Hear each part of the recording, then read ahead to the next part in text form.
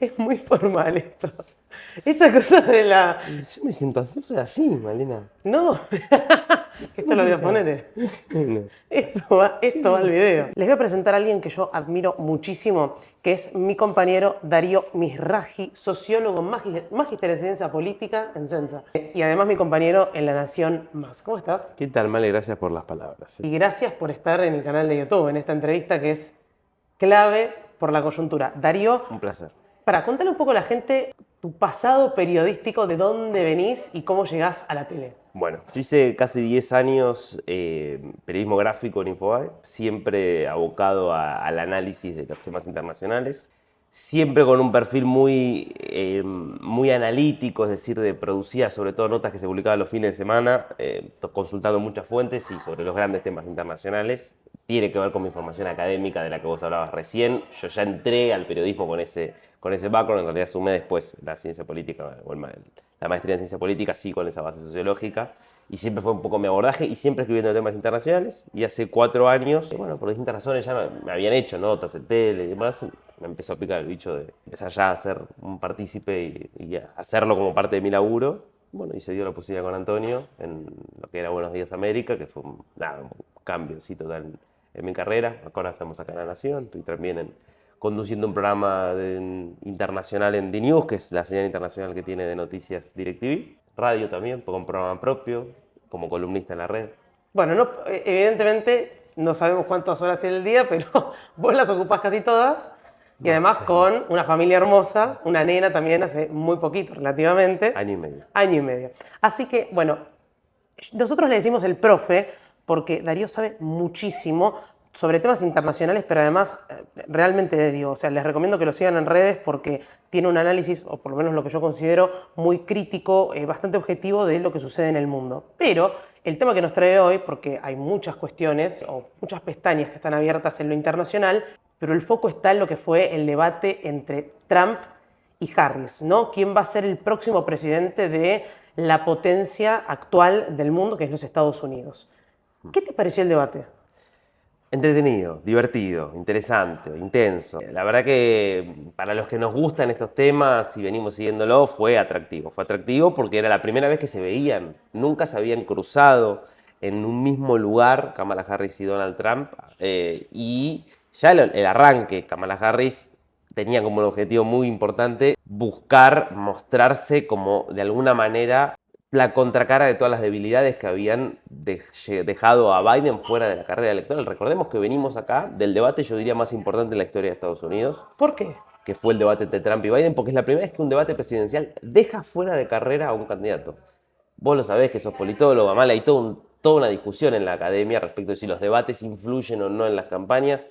Yo soy de la idea de que en general influyen bastante poco, de que vienen a ratificar las precondiciones. Ahora, el debate anterior fue decisivo, porque la razón o lo que termina de catapultar la salida de Biden de la candidatura fue la participación realmente muy lamentable que tuvo en ese debate, con la debilidad con la que estuvo, con las lagunas que tuvo, con la enorme dificultad para mostrarse firme. Bueno, el objetivo de Kamala Harris era mostrar todo lo contrario, mostrarse como una líder fuerte, firme, en condiciones de enfrentar a Trump, porque la sensación que había dejado Biden es que Trump se lo había comido crudo, digamos. Y fíjate que vos que salen al escenario y Kamala Harris va y directamente, prácticamente va a encararlo a Donald Trump, le da la mano, mucho gusto Kamala Harris. Kamala Harris. It's up, good debate. See, have fun. Thank you. Queriendo ya marcar el tono, digamos. A partir de ahí ya uno se daba cuenta que iba a ser interesante. Después ella tuvo algunos nervios al comienzo, pero creo que terminó siendo bastante solvente. Hubo muchos cruces picantes, interesante para conversar también el rol de los moderadores que tuvieron, pero terminó siendo sin dudas atractivo y que deja varias cosas para analizar. Bueno, pero acá está la gran pregunta, porque en un debate uno se pregunta cuál fue el ganador. Y acá yo no sé si hay una respuesta contundente. ¿Cuál es tu análisis? A ver, si uno lee los principales analistas hoy de la política estadounidense, te van a decir la ganadora fue Kamala Harris. Yo creo que hay elementos para plantear que Kamala Harris fue ganadora de este debate. También hay elementos para pensar que no. ¿Qué elementos hay para decir que ganó Kamala Harris o a favor de Kamala Harris? Lo primero, aquí Kamala Harris tenía que, reforzando de alguna manera lo que yo te decía antes, Sí. conseguir que la imagen que ella dejara fuera muy diferente a la de Biden. Es decir, el umbral, la vara, la tenía muy baja. Bueno, eso rápidamente ella consiguió demostrar, primero que ella es una líder joven, que tiene energía, que tiene fuerza, que no solo Trump no la pasa por encima, sino que ella en muchos momentos logró poner a Trump a la defensiva. Logró, yo creo que fue muy eficaz para atacarlo a Trump, para hacerlo dar explicaciones por sus posiciones respecto al aborto, por sus posiciones respecto de no haber reconocido su derrota electoral en las elecciones de 2020. Lograr plantear, me parece, con bastante claridad, hablándole al público independiente, Trump es una amenaza y la gente ya no quiere más ese discurso divisivo que apunta a la polarización, que apunta lindante todo el tiempo con la violencia. Creo que fueron puntos muy altos que tuvo Kamala Harris en ese sentido. Ahora bien, al mismo tiempo que te digo esto, te digo también que si vos terminás el debate y decís, bueno, ¿qué propuesta tiene Kamala Harris para el futuro de Estados Unidos? No lo sabes. No podés mencionar una sola propuesta que se ha hecho, ni una sola idea. Mientras que con Donald Trump, vos tenés clarísimo después de ver el debate qué es lo que va a hacer Donald Trump si es presidente. Te puede gustar o no, pero él ratificó y reiteró hasta el cansancio su política migratoria, criticando a la de Estados Unidos, a la del gobierno Biden, diciendo, bueno, hay que cerrar la frontera, la política económica, claramente suba de aranceles y fuerte proteccionismo, la política exterior, la idea de Estados Unidos se retira de los grandes conflictos internacionales, muy categórico y muy claro. Eso para mí en un debate es un mérito. Con todo lo que podemos decir después de que Trump miente, de que Trump dice cosas que no son, de que Trump es violento, todo eso es verdad, pero siempre ha sido así y le ha funcionado en muchos casos. Ahora, vos te vas del debate y sabés qué es lo que representa Donald Trump. ¿Qué representa Kamala Harris? Es un interrogante. Eso me parece que es un punto para tener en cuenta, para decir, bueno, yo no sé si hay gente que no le iba a votar y ahora la va a votar. Habrá que ver qué evolución muestran las encuestas. Y ahí te voy a preguntar, porque siempre cuando hablamos de este tema, miramos lo que es el voto independiente. Cuando uno mira las encuestas, esto está muy reñido, digo, siempre está Trump muy por arriba, pero por muy poco, o Kamala por muy poco.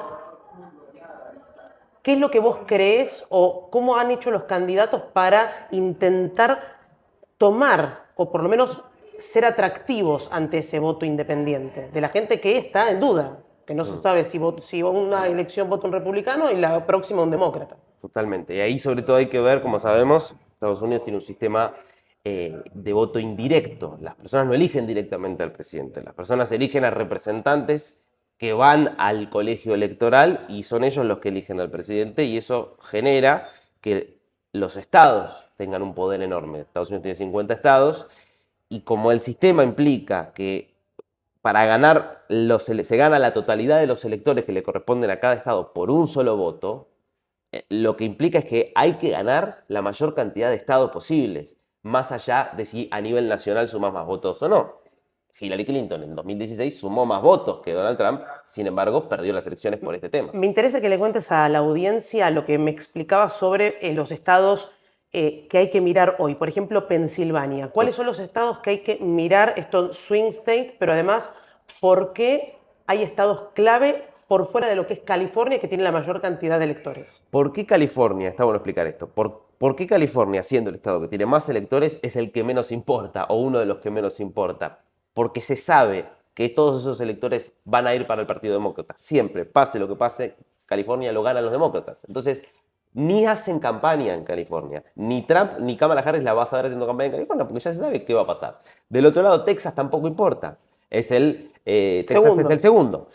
Y lo que te va a pasar es lo mismo. Se sabe que gana el Partido Republicano. Se sabe que gana el Partido Republicano, entonces nadie va a hacer campaña a Texas.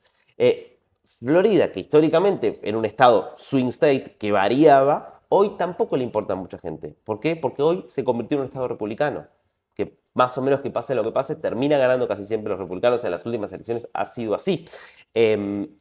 Entonces, ese votante intermedio, ese votante indeciso, está sobre todo concentrado en un puñado, yo te diría, de 5 estados. 5 estados que son estados que Donald Trump ganó por un margen muy reducido en 2016 y que perdió por un margen muy reducido en 2020. Con lo cual, está todo centrado ahí. El más importante es Pensilvania. ¿Por qué? Porque es de ese grupo de 5 estados el que más electores ofrece. Da 19 electores. Pensilvania.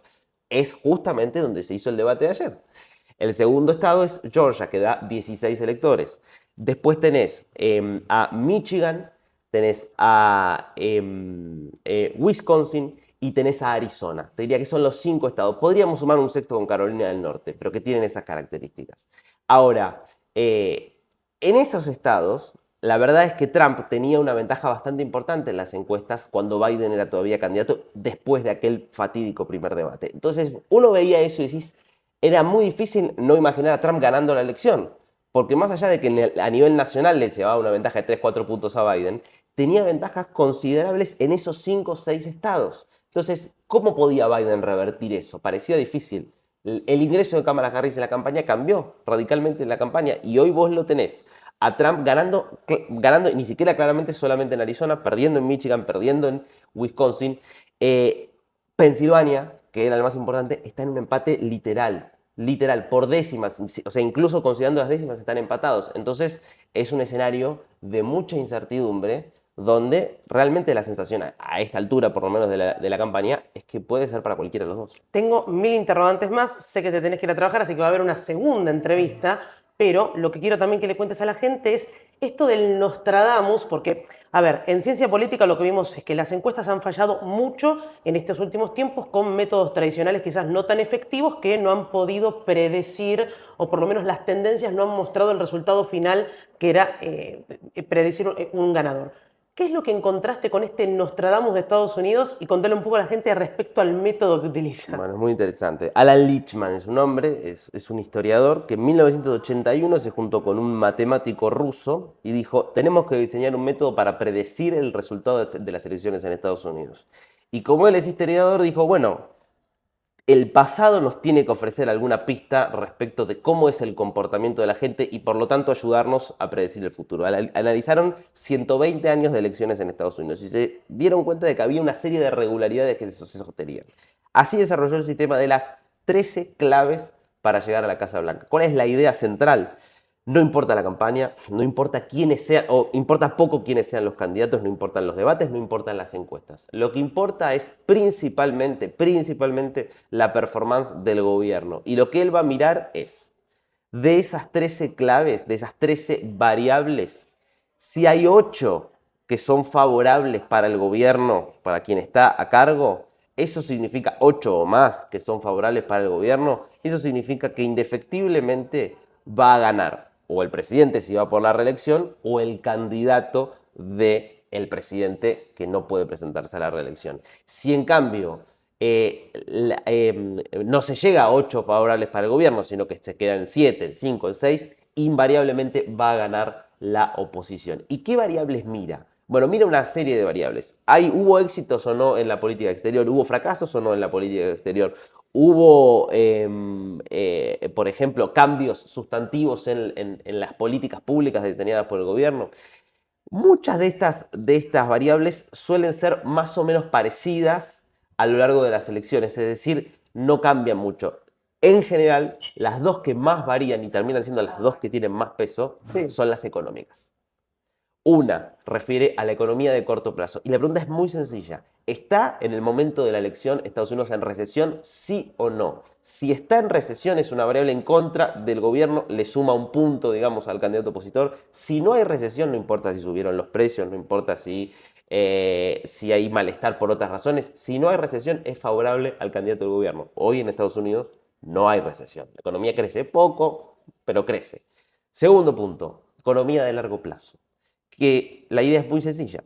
En los 4 años de gobierno de la actual gestión, la economía creció igual o más que en los 2 periodos anteriores. Y si vos ves el promedio de crecimiento de la gestión Biden, lo comparás con los 4 años de Trump y lo comparás con los últimos 4 años de Obama, te va a dar un saldo positivo. Claro, Trump dice, pará, si vos contarás mis primeros 3 años, yo gano.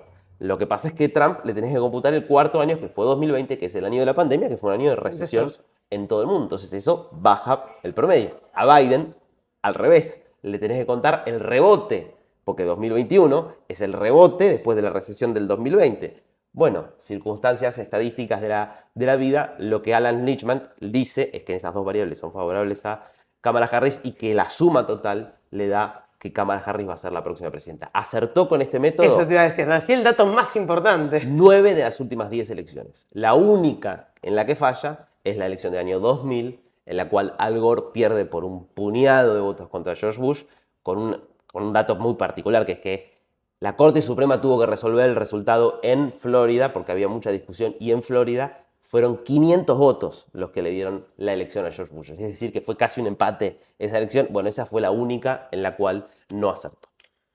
Muchas gracias por estar acá en el canal. Te siguen en tu Instagram. ¿En dónde te siguen? ¿Dónde te siguen? Bueno, arroba Darío Misraji es mi X, mi Instagram. Pueden seguirme por ahí. Habitualmente producimos. ¿Y tu programa de los domingos? Me pueden seguir por Far West, mi programa que sale todos los domingos por Radio High, pero aparte es un podcast. Lo pueden escuchar, lo pueden encontrar por Spotify y también, bueno, subimos a YouTube contenido. Y el próximo que hacemos vamos a hablar de inmigración ilegal en Europa. Temazo. Temazo. Temazo, polémico, muchos le huyen. Acá tratamos de No, irle acá lo a vamos a nada. hacer, acá lo vamos a hueso. hacer. Bueno, gracias Darío Misraji por estar acá nuevamente y te veo mañana a las 5 de la mañana. Un placer.